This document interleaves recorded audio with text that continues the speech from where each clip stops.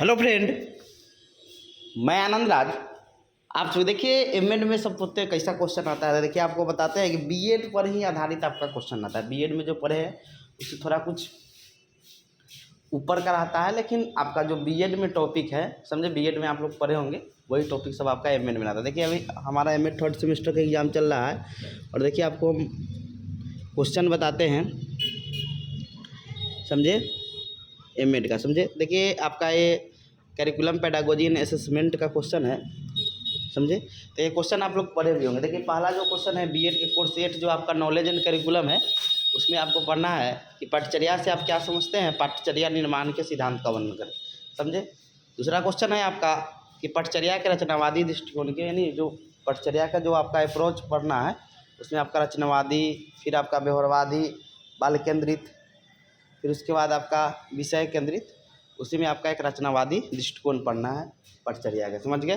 तो पटचर्या के रचनावादी दृष्टिकोण की व्याख्या कीजिए, ये भी आप बीएड में पढ़े होंगे। फिर आपका दूसरा यूनिट में क्वेश्चन था कि समस्या समाधान विधि से आप क्या समझते हैं, समस्या समाधान विधि के विभिन्न सोपान। क्या आप स्किनर के अनुसार पढ़े होंगे समस्या समाधान, समझे, उसके विधि का वर्णन करना है। फिर आपका है चौथा क्वेश्चन, ये पढ़ेंगे कि मूल्यांकन क्या है। जो कोर्स 9 है आपका असेसमेंट फॉर लर्निंग, उसमें आपका ये आता है कि मूल्यांकन। देखिए ये जो है ना आपका, देखिए यहाँ क्या है कि करिकुलम पेडागोजी एंड असेसमेंट, यानी करिकुलम यानी पाठचर्या को भी, यानी आप C8 और C9 दोनों पढ़े होंगे बीएड सेकेंड ईयर में, समझे। दोनों के यहाँ क्या कर दिया, मिला दिया है, समझे। तो मूल्यांकन से आप, मूल्यांकन क्या है, मूल्यांकन विभिन्न प्रकारों का, एकदम हल्का क्वेश्चन है। ये लोग भी, आप लोग भी पढ़े होंगे C8 में, C9 में, सॉरी। फिर यूनिट थर्ड में है कि शिक्षण अधिगम प्रक्रिया मूल्यांकन, यानी आपको पता है कि बिना मूल्यांकन कोई भी शिक्षण अधिगम प्रक्रिया संपन्न नहीं हो सकती है, समझे। तो ये भी आप पढ़े होंगे कि शिक्षण अधिगम प्रक्रिया मूल्यांकन की भूमिका का वर्णन करें। फिर अगला क्वेश्चन है एक अच्छे मापन उपकरण की बुनियादी विशेषता, यानी मापन उपकरण के बारे में पढ़े होंगे, इसकी विशेषता बताना। तो ये भी आप C9 में पढ़े हुए हैं। फिर उसके बाद यूनिट 4 का है कि वैधता से आप क्या समझते हैं, वैधता को प्रभावित करने वाले कारकों की चर्चा करें। ये भी आप लोग पढ़े हुए हैं, समझे।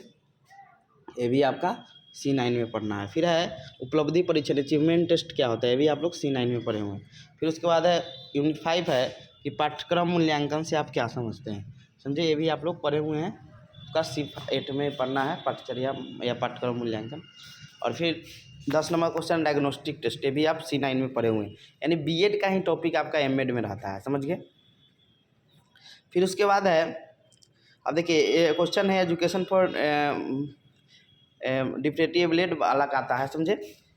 और ये जो होता है आपका, ये आपका दिव्यांग जो बालक होता है उससे रिलेटेड इसमें क्वेश्चन आता है। ये भी आप C10 जो आपका क्रिएटिव एंड इंक्लूसिव स्कूल है उसमें पढ़ना है बीएड में कि सामाजिक और आर्थिक रूप से पिछड़े बालकों की शिक्षा में सुधार के लिए सुझाव दीजिए। और विविध आवश्यकता वाले, यानी विशेष आवश्यकता वाले बालक या विविध आवश्यकता वाले बालक, तो विविध आवश्यकता वाले बालक के पाठ्यक्रम निर्माण के विभिन्न आधार, किस किस आधार पर हम पाठ्यक्रम का निर्माण करेंगे। फिर यूनिट 2 का क्वेश्चन था रचनावादी बच्चे, यानी क्रिएटिव जो बच्चा होता है, सृजनात्मक बच्चा होता है, रचनात्मक या सृजनात्मक बोलते हैं।